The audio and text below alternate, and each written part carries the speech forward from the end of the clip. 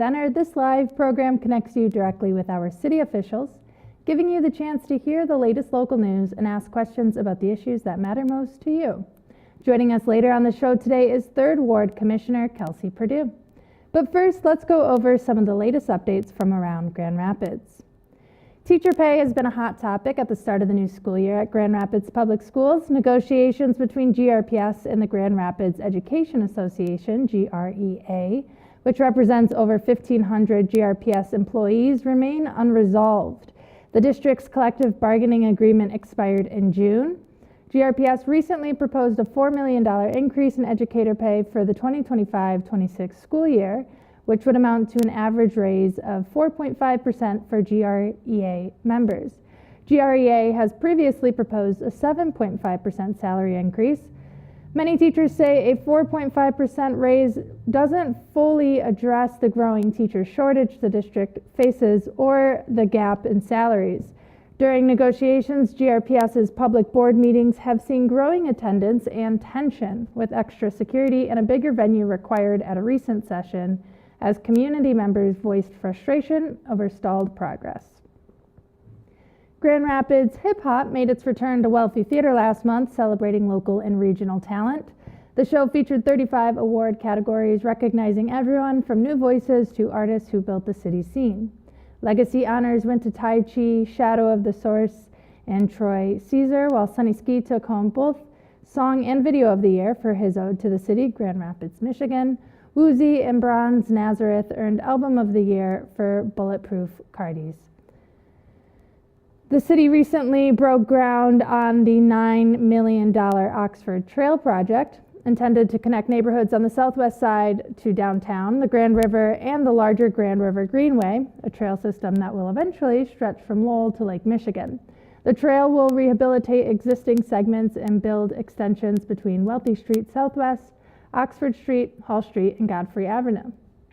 The project also includes plans for a new accessible playground, outdoor fitness equipment, and a workout area, community gathering spaces with shelters and an amphitheater, and a half-court basketball area under the Oxford Street Bridge. The project is targeted to wrap up in fall 2026. The city of Grand Rapids recently invested $121,970 to support 32 neighborhood match fund projects, all led by residents to build community, promote belonging, and celebrate new Americans. Among this round's awardees, a bike and helmet giveaway for kids in the 49507, a digital empowerment event bridging the tech gap in African American and Latinx communities, a permanent resin-based pride crosswalk in Easttown, and a Creston Dinner and Conversation series designed to strengthen well-being and connection across the Second Ward. A full list of awardees is available on the city's website. The city will accept NMF project submissions for its next round, December 1 to 31, for projects taking place March through August 2026. Grand Rapids has unveiled its newest fire station, station number 12 on Kendall Street. The first new station in the city in 40 years. The 12,600 square foot facility was funded using grant money from the state and includes modern, sustainable features, living quarters, community meeting space, and neighborhood integration design elements. The new station is expected to enhance emergency response times in surrounding southeast neighborhoods. That's it for city updates. When we come back from the break, we will be joined by 3rd Ward Commissioner Kelsey Perdue.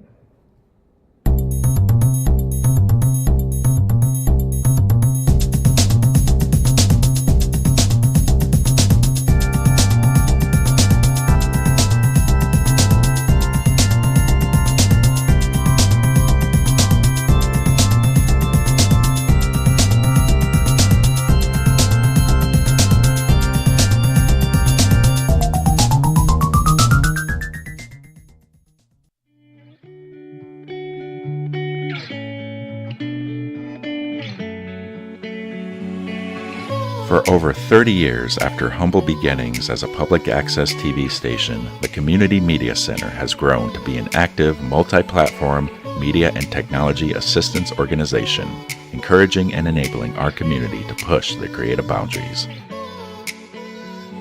We power a variety of resources, including a music-centered community radio station, WYCE, a community venue with stage and screen at Wealthy Theater, citizen-driven journalism with the Rapidian,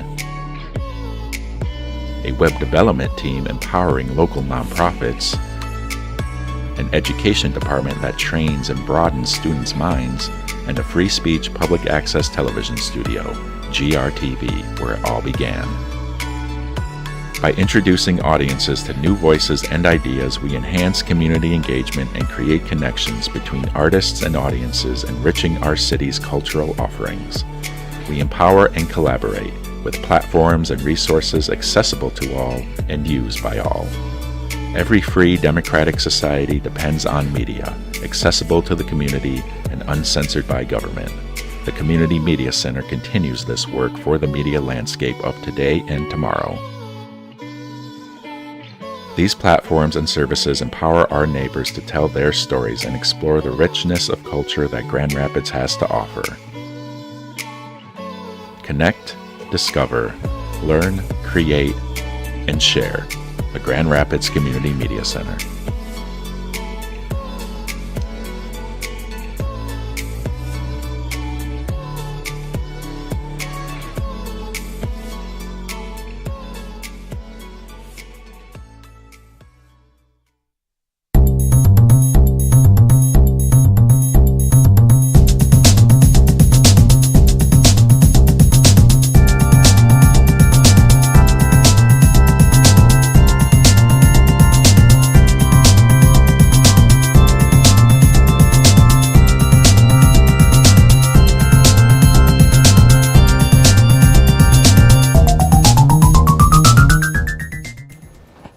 Welcome back to City Connection. I'm your host. North and kind of south of Wealthy, and Third Ward stretches all the way down to 44th Street. That's as far south as we go. So I'm really here. I'm just really advocating for good, great government, attainable housing, thriving small businesses and business corridors, and a city in which everyone can thrive and do well in. Great. You mentioned, or we mentioned early on in the show, one new addition to the Third Ward is this new fire station. Yes. You were at the ribbon cutting for this fire station. Tell us a little bit about what you're expecting it to bring to the Third Ward. Yeah, so this was a really cool project, long time in the making. I think you mentioned this is the first fire station built in the city in 40 years, so it's a big deal. And years ago, how it came about is we saw through looking at the data, looking at cost for service, that 12,000 residents on the most southern portion of the city were not getting adequate fire service like everyone else in the city. And so this is a brick and mortar investment, but it's also a service investment to make sure everyone is getting great service throughout our city. I had the opportunity to go to the groundbreaking before any construction was done, and then the ribbon cutting when it was done. So it was amazing to see how quickly it got up, how much is tailored for modern service delivery. And so really proud of that, and proud of, we've been doing a lot of other investments in our public service and our frontline workers. So with fire in particular, we've started more health screenings to make sure that they are healthy and taken care of. For the firefighters? For the firefighters, yes. Everyone now is trained in terms of EMS and being a first responder, and so able to provide additional medical care. So we are really working hard to make sure everyone throughout the city, especially on the southeast side now with the new addition of this fire station, have service, and that our people are well and ready to go when they're needed. There's been quite a few developments and groundbreakings happening on the southeast side. One of the big projects is connecting the southeast side to the river through different trailways and the Southside Creekways project. Can you tell us a little bit about the importance of, especially because I think as it stands right now, the Third Ward is the only ward that doesn't touch the river. Am I right on that right now? So what does that mean for the Third Ward to now have like access to this big giant river in the middle of our city? Yeah. Well, I think it's important to say that this is very, very early planning, but you're right, spot on the opportunity. The third ward is the only part of the city that doesn't actually touch downtown. And so we're a bit disconnected in some ways. And the opportunity really is, especially as we are investing in the amphitheater, the soccer stadium, these huge attractions, they're going to bring more people to our city to visit. We want to get those folks enjoying downtown, but also out of downtown to enjoy our neighborhoods and to enjoy our other attractions. And so in that spirit, we've been investing in creating a third ward legacy tour headed by the Grand Rapids African American Museum and Archives. It'll be their first tour, and it's aligned really greatly with, they just opened a new building downtown on Sheldon. They'll have a new home. So that's one way we're trying to get boots out of downtown and into the ward. We are investing in a mural project throughout the ward. So if folks are muralists or artists, there will be an RFP to kind of project manage that, project manage and actually do the art for that. That's coming up soon. So those are some pieces that we're already investing in to make sure that folks know that there's really great legacy and really great activity in the third ward now. So come on by, come get something to eat, come hang out. So it's not just about connecting the third ward to downtown, but connecting the rest of the city. Absolutely, absolutely. As we continue to invest in the third ward so that folks who want to live, work, and play solely in the third ward can do that and do that well. But I do want to speak to the Creekway piece. So we all know we have the beautiful Grand River, and we're doing a lot of great efforts to restore and revitalize that. We've been doing a lot of investments into Plaster Creek. There's another creek that runs through the city called Silver Creek, but 98% of it is underground. So we have the idea, what might it look like to daylight parts of that creek and to create this recreation trail and economic development trail that may physically connect the ward to downtown, but also provide unique transformational opportunities for the neighborhoods itself in the third ward. So we are very, very early, just doing initial engagement, seeing if it's even feasible, if it's how much it'll cost. So we're really, really early in that, but we'll have some final recommendations by the end of next year to say, can this really happen? What will it cost? How long would it take? But there's lots of engagement happening right now, and I'm really, really excited to see that move forward. Yeah, it'd be interesting to see a creek that's been underground for so long. It hasn't always been underground. Okay. It was buried, I think, maybe 100 years ago. Okay. Yeah, so it's interesting, right? Yeah. How different times in history now we're saying, hey, that might actually be a great asset to have. Yeah, maybe that fresh water Yeah. could be around. There's another development or talks of developing a part of the third ward, and that's that MLK corridor. I know Southtown CIA has been talking about it recently. What would that look like? Because I believe I saw that, maybe you even said it during a recent CIA meeting, that you want that strip of MLK to be more like a business district rather than a pass-through zone.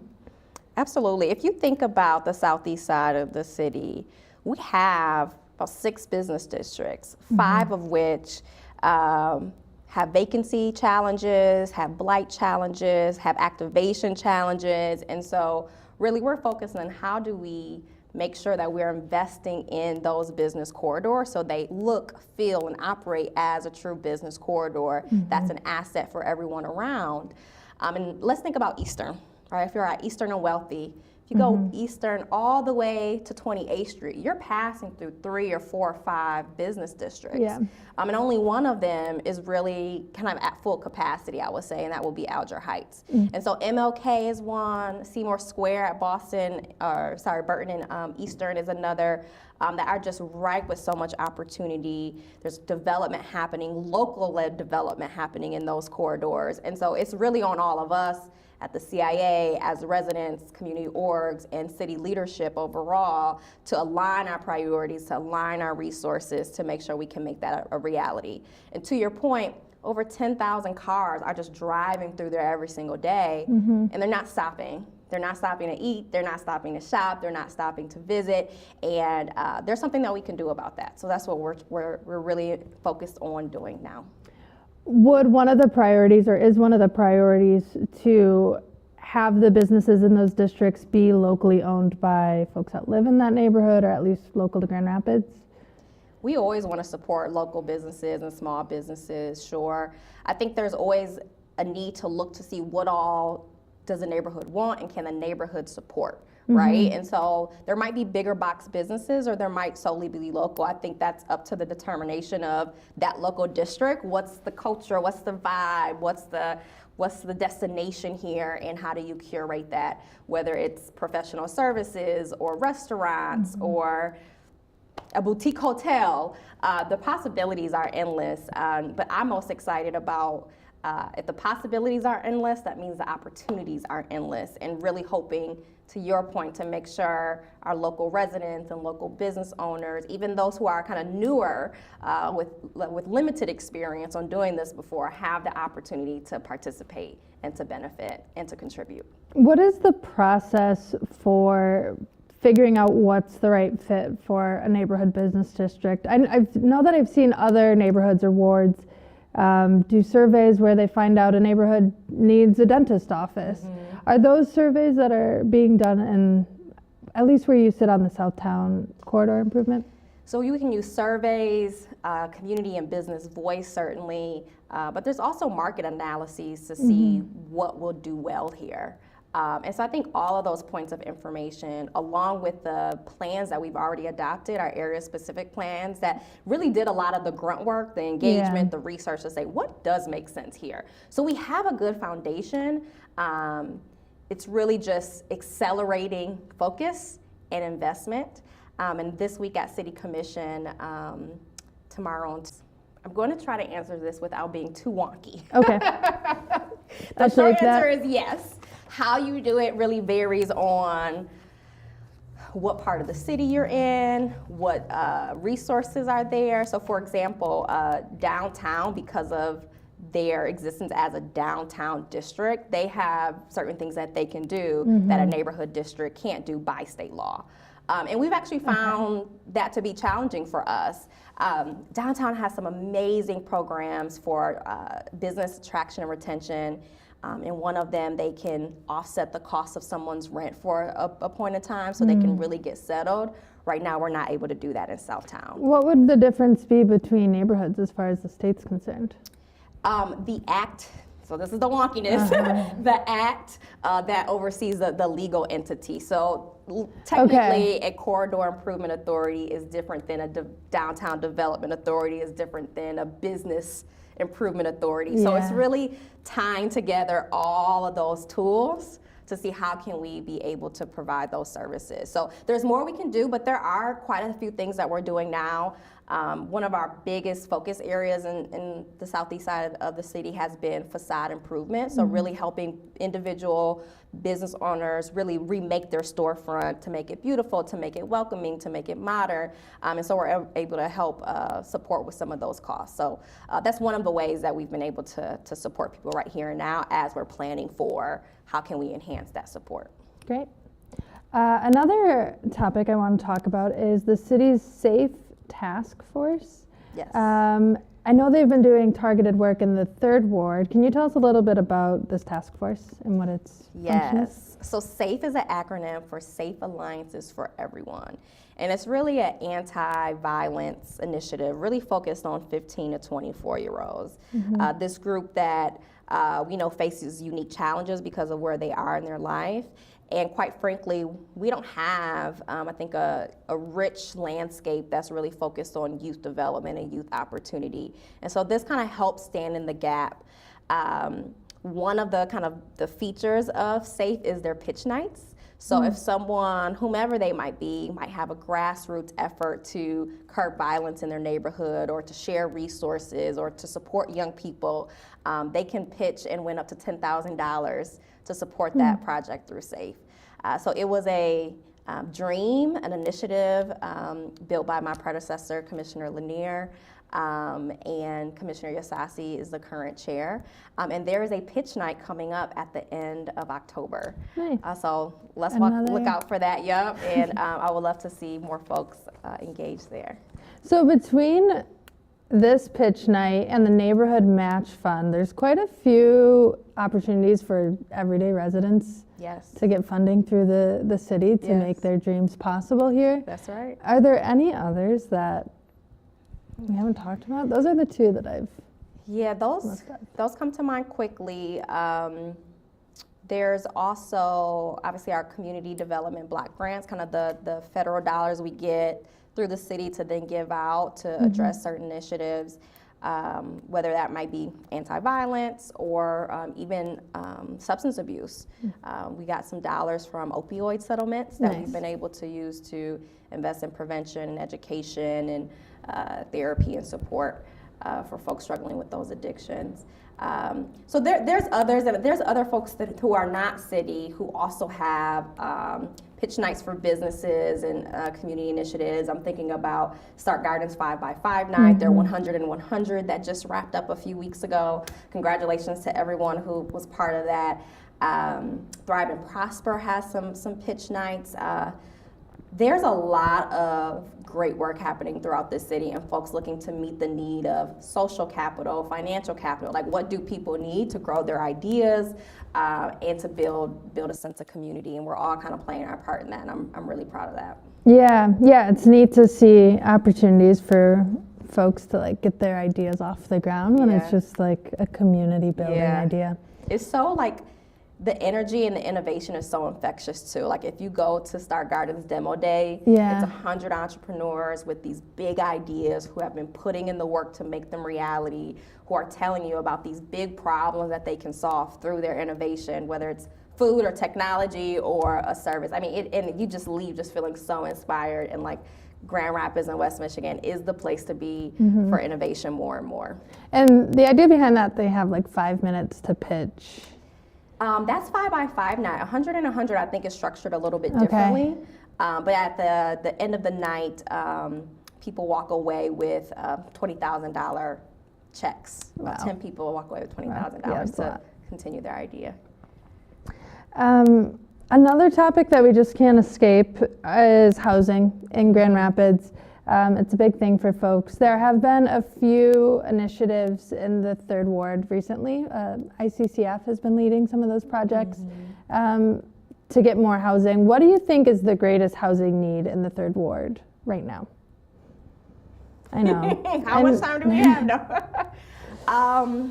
You know, I think every conversation we're having around housing is relevant and a needed part of the conversation, because there's not one thing that can fix the challenge of affordability and availability. So I think depends on where people sit, can depend on like what is that most important thing that they can focus on. So for me, it's really been supporting new builds through changes to our zoning codes. It is getting support to particularly new developers that say, raise their hand and say, I own property, I want to redevelop it, I want to add housing. How do we do that? And so one thing that we've done at the city is we've created these emerging developer grants. So if you have limited experience developing, but you have a network of support and you're ready for your first project, these funds can help kind of on the pre-development side, you know, like architecture, environmental analysis. Yeah. And so in the last year, we've awarded $2 million to emerging developers to help them in that endeavor, and about half of those dollars went to projects specifically in the Third Ward. Nice. This is anecdotal, but I was talking with folks a while ago in the Boston Square neighborhood, and one thing they mentioned was top of mind around housing for them is especially older folks who are homeowners. And we were in the Boston Square neighborhood, but folks kind of trying to talk them out of, or talk them into selling their property. Is there like a significant need for education around like home ownership or like predatory actions around that? Yeah. We actually last year had a company with more predatory tactics leaving those flyers around on all the poles, and I was getting a ton of calls around them. And so we were able to get the city to go and kind of tear them down. We didn't know who put them up, but yes, that's a reality, whether it's in person, on the phone. We see that all the time. So I think education certainly is important. And at the end of the day, folks need to make the decision that's best for them. For some folks, it might make sense to sell right now, and for others, it won't. Or others, they might want to pass it on, or, there's just people's scenarios and life situations are so different. But I agree that we need education so we at least know what the options are, to weigh the pros and cons, to then make that best decision for you and your family. So certainly that's one of the challenges. I get those calls too, and, and it's like, no, thank you. So yeah. Yeah, that makes sense, especially in like a community where a lot of folks have probably owned their house for a long time. Like I can imagine in Boston Square, Alder Heights, and I don't know that. Because when there's development, there's also that fear of you being stripped away, or like the color and energy that you and your community bring to a neighborhood being taken away with gentrification is usually what it is. But so I know that has been an issue around housing. But also probably short-term rentals as well, needing to come into the ward. You're hearing about wanting more short-term rentals in the ward? Or just not home ownership, but rentals, Oh, okay, I guess. yeah. That was a hot topic last year in terms of short-term rentals. It really is around the state, right? Yeah. As you balance, we're bringing in thousands of more visitors. How do we make sure that we're ready to welcome them and they have accommodations, and make sure that we free up and really set aside space for our residents to have someplace affordable to live. So it certainly is a both and, if you will. And I think, we're a growing city, and these are really important issues that we have to work through so that we can find the best solution that can touch the most people possible. But yeah, those are two of many kind of concerns around housing. I'll tell you one more that I hear a lot, because you mentioned home ownership, and particularly after your family might have owned something for 10 years and now you're selling it, or you're just maybe now moving back to the urban core and buying a home. But we know when homes switch hands, their value can be totally reassessed from the state, and so you see these huge jumps in taxable values, and therefore your taxes. And so I've had folks, when they're going to buy the house, they said, okay, I can afford that tax run, and then the cap opens, they reassess, and that bill doubles. So that's a real challenge that I'm hearing a lot from my constituents, of those who are looking to become homeowners, is that really big surprise a year into owning the home of the associated taxes. Yeah, do you know if there's any education initiatives around like home ownership in Grand Rapids? Our assessor's office has been doing a series of education workshops. They are lovely. I've attended myself on all things related to assessment and property value.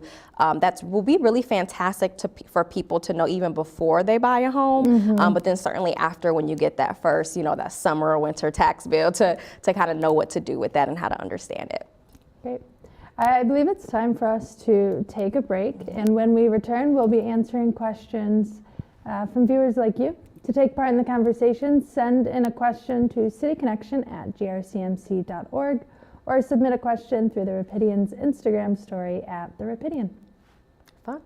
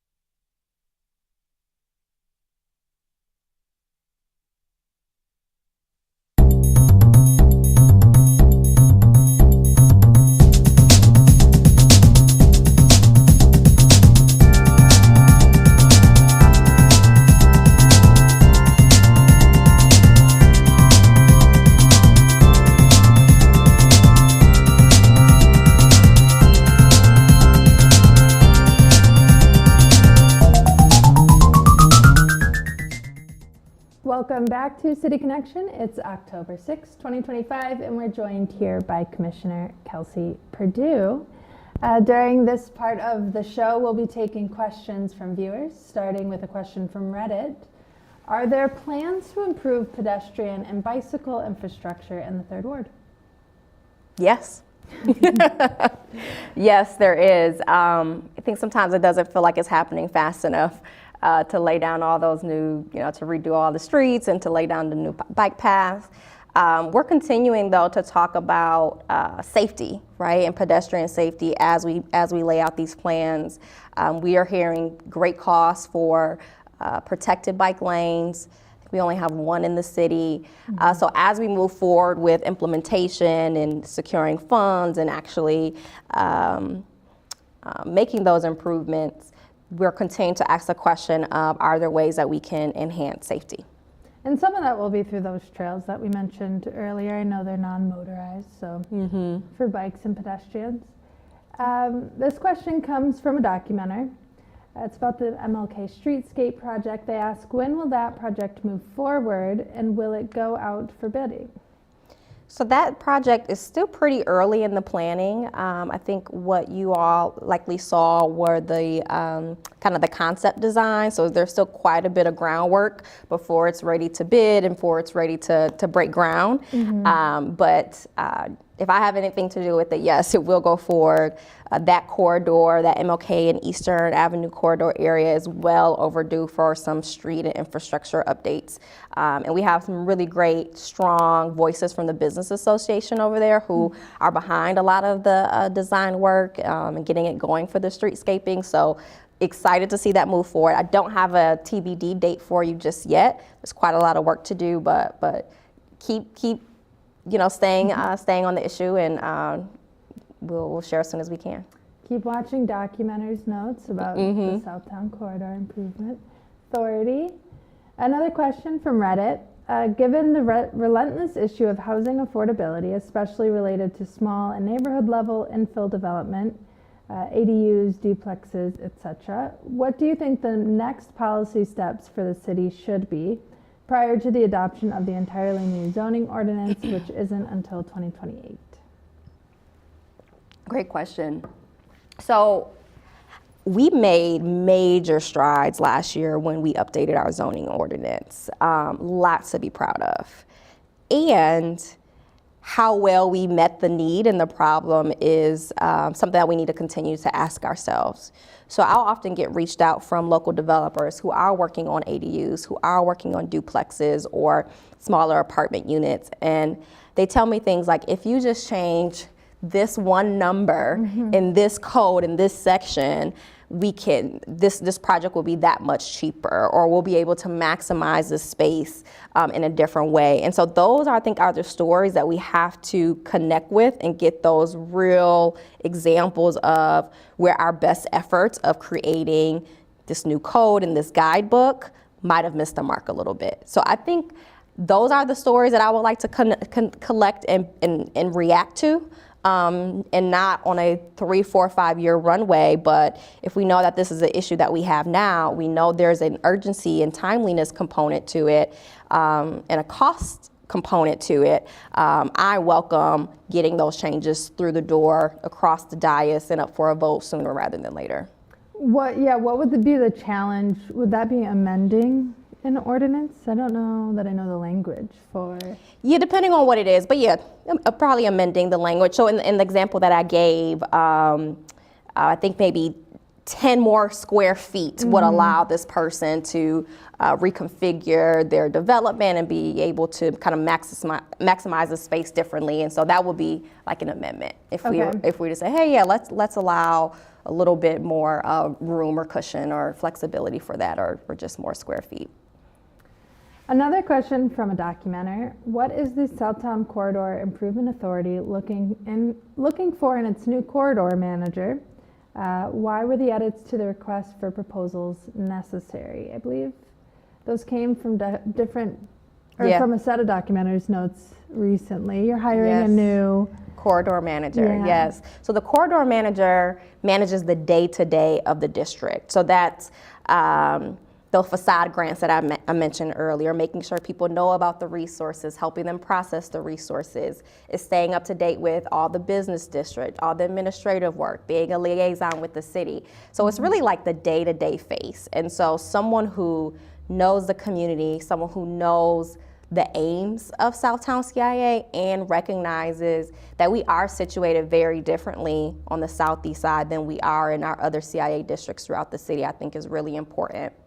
What's also exciting, though, is I kind of gave a teaser earlier that we'll talk a little bit more this week at Commission at the Economic Development Project team about hiring, for lack of an official title, an executive director of sorts to really lead economic development and investment strategy for the southeast side of town.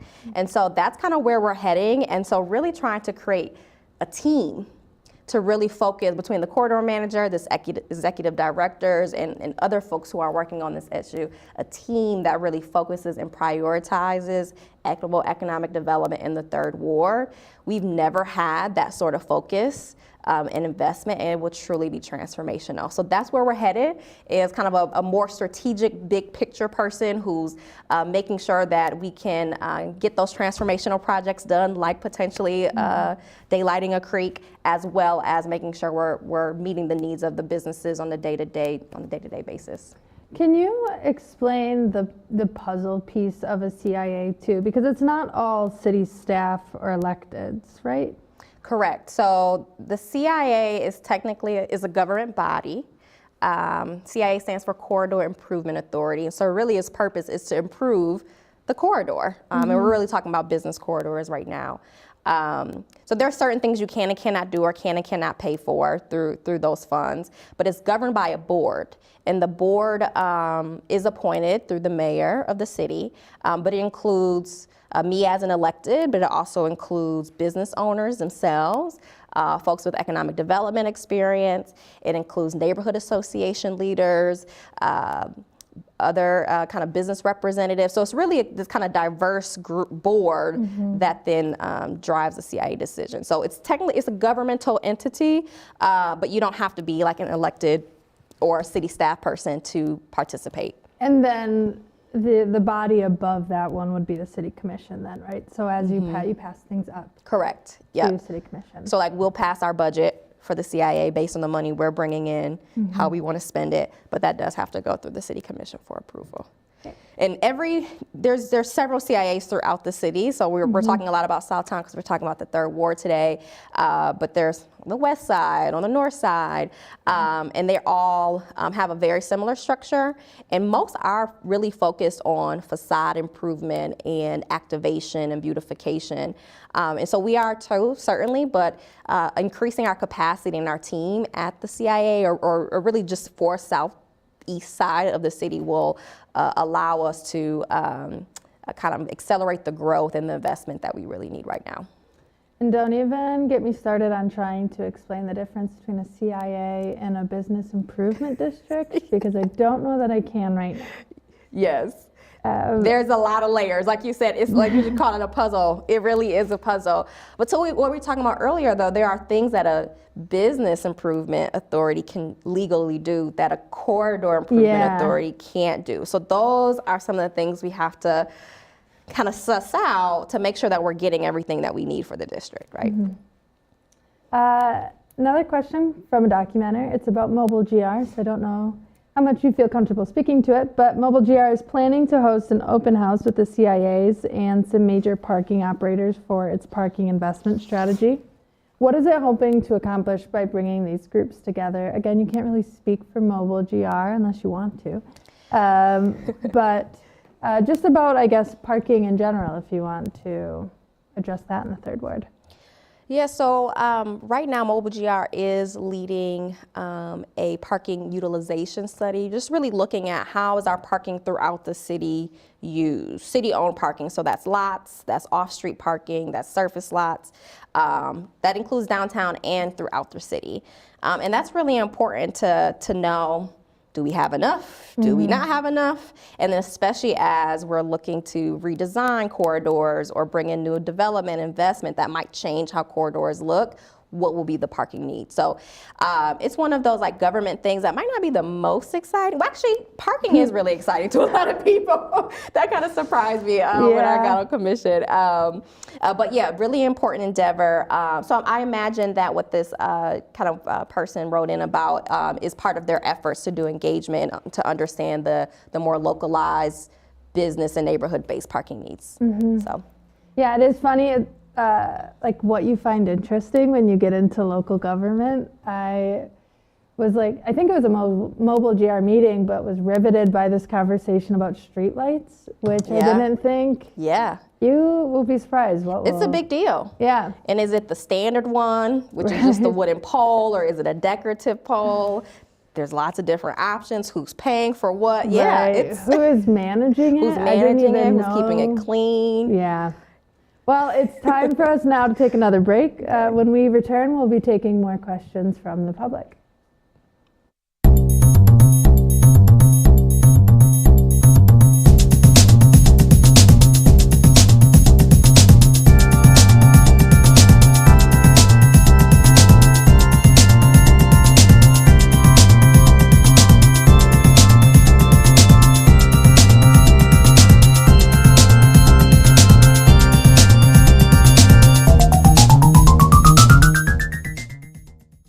It's morning in Grand Rapids. Do you know what's going on in your city? Stay informed about what's happening in your community with The Rapidian, your source for hyperlocal news and information. The Rapidian is a community-focused news source powered by local residents like you. Our volunteer writers and reporters create content that hits close to home about topics like local government, business, schools, events, and people. The Rapidian goes beyond the headlines to provide in-depth coverage of issues that affect Grand Rapids directly, so you can stay in the know. We aim to uplift the community by sharing positive, inspiring stories of growth, progress, and neighborhood pride. The Rapidian is your neighborhood newspaper for the digital age. Follow us on our website and social media to stay connected to your community. This is The Rapidian.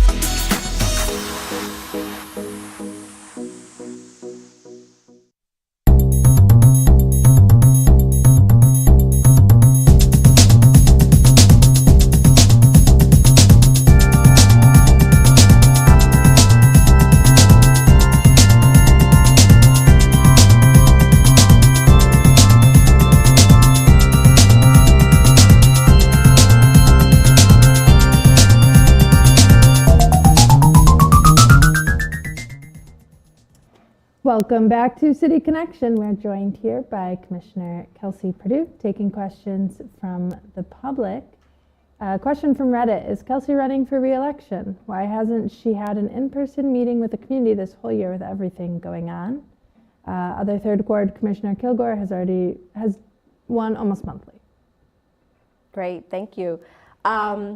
Really great timing on this question. So I've actually been doing a regular briefing on the third ward. It has been online for kind of ease of accessibility. But nearly every single month, 30 minutes, give updates on what's happening in the ward, what are some things I'm fighting for, what are some concerns, what are some wins. So that is happening regularly. And this month's Let's Talk Third Ward will actually be in person. And so you can RSVP for it through my website, through my socials, and then it'll actually be this Saturday, the 11th, I think, at 10 a.m. So RSVP and you'll get more information about where it will be held. I'm really proud of this, the enhanced engagement that I'm seeing coming from commissioners. I've said for quite some time that it's not about community engagement. It's also about a commission that's engaged, right? And kind of putting the onus on us to make sure that we're reaching out and we're talking to folks. And so I think that I've seen more commissioners doing these outreach events this year than I have in really any of the past years of my service and even before I was elected. So I like to think I had something to do with that in terms of kind of really setting the bar last year of putting the onus on us to do outreach and engagement events. And so to that person and everyone else, I hope that you RSVP and join me at this month's Let's Talk Third Ward and other ones that will come up before this year and next year, because we'll continue to keep moving. Another question from Read it. Commissioner Purdue continues to be absent from ad hoc community events and formal standing meetings with community partners in her role as commissioner. My question is, does she still want to do this? If she doesn't have the capacity to serve anymore, can she make room for those who do have time? The third ward deserves better. I'm not sure what this person is referring to, but I invite them to reach out to me and to have a conversation. You know, I've been trying to utilize social media more to let folks know all of the activity that's happening, all of the political and policy fights or platforms or things that we're championing. And so some of the things that we talked about today, especially around the third ward and building capacity and focus, have been some things that I have been working really hard on for the last several years. And so this week is really a culmination of a lot of work that I'm really, really proud of, and I think is a tangible outcome of a lot of the input. So absolutely, I'm here, I'm committed, and I'm doing the work on behalf of the city. And if there are things that, you know, events or engagements that you think I should be at that I'm not, then I invite you to reach out to me and we can talk further. Great. Another question from Reddit. What is Kelsey's position on flock safety cameras and surveillance as a whole? Yeah, so I am not a fan of surveillance, particularly, you know, that is unregulated, kind of that big brother, or just invasion of people's privacy. So last year, I think this is a great example. Last year, our police department wanted to purchase drones. And this was a conversation they had been having in the community for quite some years, even before I was elected. And then back in 2019, expressed some concerns to them as they began to develop this program.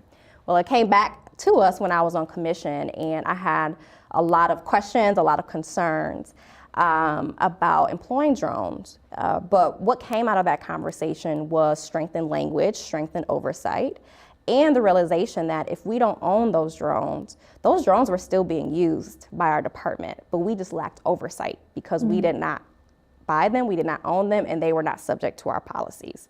So in that example, I supported, let's bring them in-house so that we can have oversight. And for that specific policy, there's a reporting structure, there's kind of some transparency and accountability built in. So that's the really thoughtful approach that I take to kind of any decision, particularly around technology. What is the purpose? What is the defined use? How do we keep that as narrow as possible? And to make sure that we have the legal oversight and protections for people throughout the whole process. Great. That was our last question from viewers. We talked a little bit while we were on break about some other news that's going on at the city level right now. One of the things is the city is considering a single hauler program for trash services. Could you just give us an update on where that is and what the next step is for the city at this point? Yeah, so we were, that came to us, I think, this spring. And since then, city staff have been doing a ton of outreach at our commission night outs and lots of other community meetings. And then a lot of people have been writing in on their thoughts on the proposed single hauler. So it hasn't been voted on. So what will happen next is that feedback, that community input will be summarized, brought back to us with more details on what this could look like. And then it'll be left up to the city commission to deliberate and to decide if we do want to go where the city is the only trash hauler for residentials in the city or not. So I've been hearing mostly concerns from community members, particularly concerns around choice being eliminated. And I share many of those concerns as well. So, but though I think the formal engagement period is over, please still welcome anyone to reach out to me. That input is really important. And as I'm getting those in, I'm still sending those to kind of our engagement team so they can include all of the feedback together. Yeah, I do know the city had a survey open online at least for a few weeks, trying to collect information and thoughts from community members.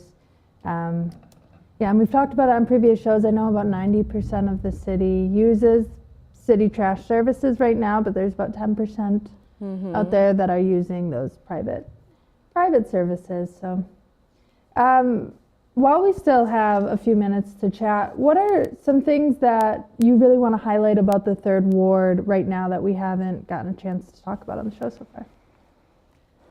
I think we've hit on a lot of really important topics, particularly in the last year. Economic development has really been my focus, accelerating our focus and our efforts there. And so we see that we've made some progress.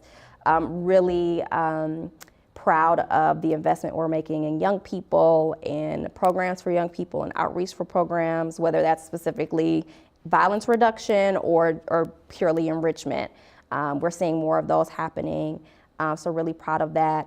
I think, we are in interesting times, right? We are at the time where there is so much going on. There's really quite a lot of chaos in the world, and it makes it really hard to kind of focus and even see kind of all the positive things that are happening here locally. And I think there's many to celebrate, and there's always much more work to do. Which is kind of the part that excites me the most sometimes, right? It's like, yay, let's celebrate the wins, but let's go on to the next thing that we need to get done. Yeah. So I'm excited to continue doing that. And I probably won't be back until 2026, and No. who knows? Who knows what will be happening then with the world and here locally. But I'm feeling good that despite these challenges, that we'll continue to go down the right track and build on this momentum, but it'll only happen hand in hand with community. It will only happen through relationship building and through sharing each of our hearts, our expertise, our know-how. And so really, really hope that folks take me up on my invitation to join me at these regular Third Ward briefings, because it's a time to get connected on all the things that are happening, but it's also just kind of explicit time for us to build relationships together. That can be hard to do at an event or after a city commission meeting. So I'm looking forward to more opportunities like that. If folks can't join you live during those, are they posted afterward? They're not posted. Okay. Yeah, they're live. But I usually send out a recap summary of some of the things that I've talked about. But the discussion really is typically so rich, right? Yeah. The questions back, the conversation. And yeah, I would say sometimes it gets really real. It gets real in a different way than sometimes it might feel at like City Hall, right? And so I love that kind of informality about it too. Mm-hmm. Yeah. Yeah, I think there's a lot of opportunities, or there aren't a lot of opportunities to have that back and forth, because, I mean, I understand why it's one of the rules, but at a city commission meeting, a lot of times your questions aren't responded to by the commission. Yeah. So it is nice to find those chances where you can have a back and forth. Yeah. With your electeds. And I give folks the opportunity to submit questions ahead of time too. So sometimes if we don't have time for me to answer them live, I'll answer them in the follow-up. Or if it's something that I need to kind of go back and do a little research of, hey, what did we do 2 years ago on that thing? It gives me time to come prepared too. So invite people to submit questions or comments ahead of time too. It's really helpful. We just wrapped up with Art Prize. Yeah. I know they were expanding Art Prize throughout different parts of the city. Was Third Ward included in that as well? Not formally this year. Okay. But next year, watch out. Okay. Were you able to make it down to Art Prize? Oh, yeah. Was there a piece that you liked the most? I had a feeling you were going to ask me this. Yeah, I'm sorry. And I was like, I can't decide. It's just amazing. Like all the different types of art and artists and stories and creativity and skill level. All I can do is just admire and say, wow, and I will vote for everyone 10 times if I could. I did see the public vote winner was a West Michigander, which I do appreciate. Yes. Like to see that talent stay local. And I also saw folks doing local artist spotlights throughout Art Prize. Like Last Mile Cafe had something, artist showcase every Saturday. So that was really cool to see. I think it's so cool when you have these big catalytic events, if you will, but then everyone kind of takes their part and adds their own thing to it and curates something additional for their community, kind of like Last Mile did, which is really great to see. It is nice. It's like, this is a weird analogy, but when you're driving home on 4th of July and you just see all the little fireworks shows in the distance, that's what it kind of feels like when art prize is going on, but then all the locals are like, here's our little fireworks Yeah. show. And Which I will say, I think our prize has some of the best fireworks. yeah, I did hear that. That was Yeah. a big deal this year. I missed it. Yeah. But good to know for next year. Mm-hmm. Next year. Well, I do believe that's all the time that we have today. So thank you so much to our Thank you for guest, having me. Kelsey Perdue, for coming in and sharing your insights and knowledge about the Third Ward. I want to thank everyone else for tuning into the show. Reminder that you can always stream the episode throughout the month of October. And we will see you again next month here on GRTV.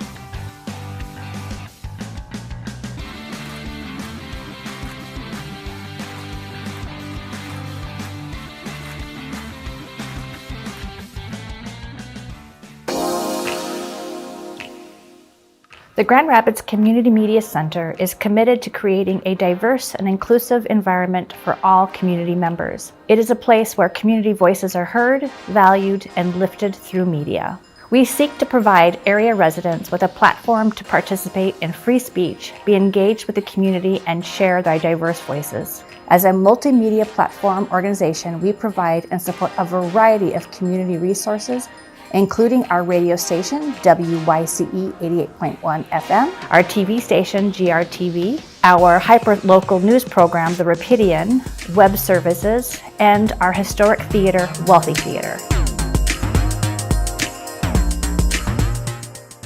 WYCE is West Michigan's only community radio station that is listener-supported and volunteer-powered.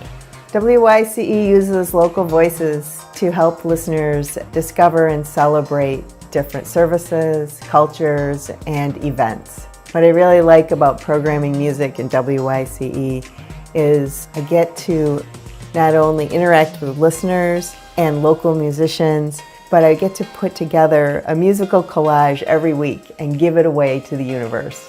As a volunteer programmer, you get the training on how to use equipment, how to access music from the library, and how to put together a great show that showcases local and national artists and still has your creativity included. The Web Services Department helps West Michigan nonprofits connect, learn, create, and share through locally built and accessible websites. We help nonprofits strengthen their online presence by developing one-of-a-kind websites tailored to their specific needs. The Web Services team can take care of all the technical needs of getting a new site up and running, including website hosting, domain name registration, theme development, and page layout. Websites are built with accessibility and responsiveness in mind, making sure our projects are available on any screen and accessible to people of all abilities. We are passionate about helping organizations in the nonprofit sector effectively communicate their stories online, promoting equity and media access with our affordable services. Wealthy Theater is a historic theater on the southeast side of Grand Rapids. It was built in 1911, and today it stands as a performing arts center, historic cinema, and community venue. We provide a space for community connection, where community members can get together, enjoy different shows and different events. From concerts to comedy, musicals, theater, film screenings, you name it. Anybody from the community can sign up to be a member and rent one of our spaces to host their event. We have a staff here at the theater that helps make all the events here happen, as well as a great community of volunteers. The goal is to bring the community together, bring audiences together, artists together, create experiences where those two can connect. Whether you're an audience member who wants to come see a show or you're somebody who wants to put on a show, Wealthy Theater is a space for you. The Rapidian is a hyper-local news source powered by, for, and of the people of Grand Rapids, Michigan. We launched in 2009 using funds from local organizations and generous donors, and this community-driven platform empowers residents to share their stories, post articles, and keep track of local events and issues. By emphasizing citizen journalism, the Rapidian provides a unique grassroots perspective and a vital news service for the residents of Grand Rapids. In 2023, we are relaunching the Rapidian with the Grand Rapids Documenters program, where we train and pay local citizens to cover public meetings, empowering residents with the tools and resources to strengthen the news media landscape in Grand Rapids and become more civically engaged. GRTV airs public access television programming made by and for the Grand Rapids community, amplifying their voices to support a diverse and vibrant democracy. We provide the tools, training, and broadcast platform for free speech. Community members can take classes on video and production features, borrow professional equipment, editing software, and use of our studio facilities to create their own content. We help community members connect, learn, create, and share.